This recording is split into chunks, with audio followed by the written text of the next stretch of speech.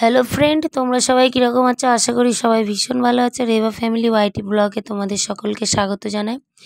তো চুলে আমি শ্যাম্পু দিয়েছিলাম, তো মানে চুলটা শুকনো হয়নি। এখন ওয়েদার এতটাই খারাপ, তো আমি বাইরে বেরিয়েছিলাম একটু মানে চুলটা শুকনো করার জন্য। আর বাইরের ভিউটা তোমাদেরকে দেখালাম, দেখো কতটা সুন্দর লাগছে। আর এইদিকে বাচ্চারা খেলবে বলে মাঠে এসে গেছে।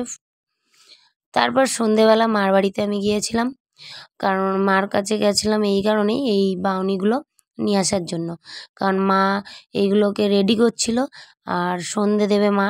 তো সন্ধে দেওয়ার পরেই এইগুলোকে দিতে হয় ঠাকুর ঘরে, বা যে কোনো মানে অনেকে আলমারির মাথায়ও দেয়, ঠাকুর ঘরে দেয়, আমার সিংহাসনের মাথায়। তো আমার তো সিংহাসন নেই, আমার যেহেতু ইয়ে শোকেসের ওপর ঠাকুরটা আছে, তো এই কারণে আমি ওইখানটায় দিয়েছিলাম। তো আমার মা এইগুলোকে রেডি করছিল। ফার্স্টে গোবর দিল, তোমরা তো দেখতেই পেলে, প্লাস্টিকে দিয়ে, কারণ হাত দিয়ে দেয়নি, প্লাস্টিক দিয়ে ধরে ধরে গোবর দিচ্ছিল।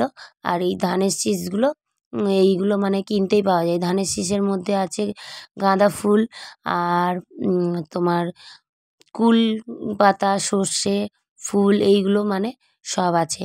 তো এই তার উপর চালের গুঁড়ি দিয়েছে, চালের গুঁড়ি দিয়ে তার উপর একটু একটু করে গুড় মানে সব কিছুতে লাগিয়ে দিচ্ছিল। মানে ওইটার মধ্যে চালের গুঁড়ি, গুড় আর তোমার গোবর, এই তিনটে জিনিস দিয়েছিল।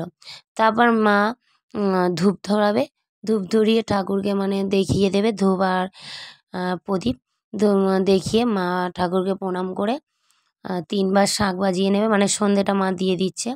আর আমি ততক্ষণ বসেছিলাম, কারণ মা সন্ধে দেওয়ার পর মা এগুলো নিয়ে নেবে, তারপর আমি কটা নিয়ে আসবো, কারণ মা এগুলো রেডি করবে বলে, ওই কারণে আমি ততক্ষণ বসেছিলাম। তো মার দেওয়া হয়ে গেছে, সন্ধে দেওয়া হয়ে যাওয়ার পর আমি বাড়িতে আসলাম। বাড়িতে এসে সন্ধে টন্ধে দিলাম, মানে সন্ধে দেওয়ার পর এই বাউনিটা এখানে দিয়েছিলাম, আর বাইরে তুলসী মঞ্চপেও দিয়েছিলাম। সিংহাসন মানে ঠাকুর মণ্ডপে দেওয়ার পর দিয়েছিলাম তুলসী মঞ্চপে, ওটা আর দেখাতে পারলাম না তোমাদেরকে। তারপর আমি উপরে চলে এসেছিলাম, কারণ আমার এই কাকি শাশুড়িরা কেউ ছিল না বাড়িতে, তো আমিই ছিলাম। তো বাড়ি কেউ ছিল না, ওই জন্য আমি সন্ধেটা আমি দিই, আর সকালের পুজোটা ঠাকুরমশাই দিয়ে দেয়। তো আমি এইদিকে সন্ধে দেওয়ার জন্য রেডি হয়ে শাঁখ বাজাচ্ছিলাম, মানে সন্ধে মানে রেডি করে। আর এইদিকে আমার মেয়ে ঘন্টা বাজাচ্ছিল। আওয়াজটা মানে আমি তোমাদেরকে শোনাতে পারিনি, কারণ ওই সময় অনেকে সব বকবক করছিল। আমার সঙ্গে দুটো বোন গেছিলো, ওরাও সব কথা দিচ্ছিল, ওই কারণে আর দিইনি, নাহলে আমি এখানে ভয়েসটাই দিতাম। তারপর ঠাকুরকে আমি প্রণাম করলাম, উপরে গেলাম। উপরে একটা বজরংবলী ঠাকুর আছে, তাকেও ধূপ দেখালাম, তোমাদেরকে দেখালাম। এই যে ছোট্ট লাড্ডু গোপাল, দেখো কি সুন্দর বসে আছে।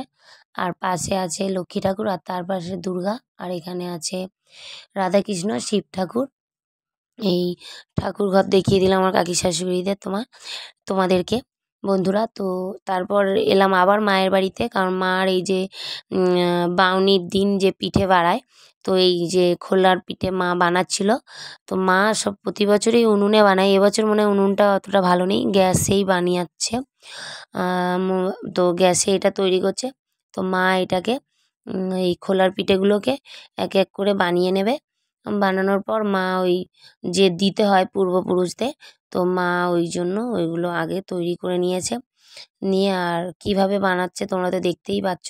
এইটা এরম করে একটা চামচ না বাটি দিয়ে ঢালছে, আর ওটা দিয়ে চাপা দিয়ে কিছুক্ষণের পর ওটাকে তুলছে টেনে। তারপর দিদিরা এসেছিলো, কারণ দিদিদেরকে বলেছিল মা এই যে পিঠে 2 রকম করেছে, বেশি পিঠে করেনি।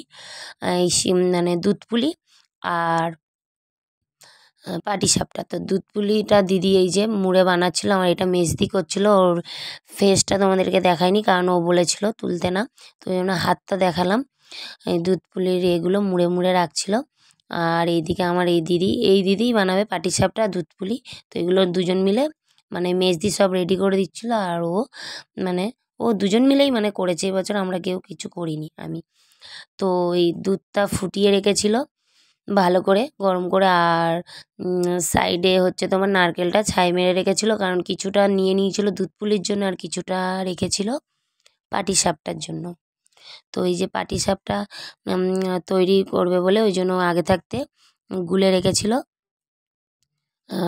তোমার ময়দা, চালের গুঁড়ি আর নুন আর চিনি, এই 3টে দিয়ে ভালো করে গুলে রেখেছিলো। উপর দিয়ে আবার চিনি পরে দিয়েছিল, ওই জন্য চিনিটা একটু ভেসে আছে, কারণ যতক্ষণ ভিজানো থাকবে তত নাকি ভালো সুন্দর ওঠে।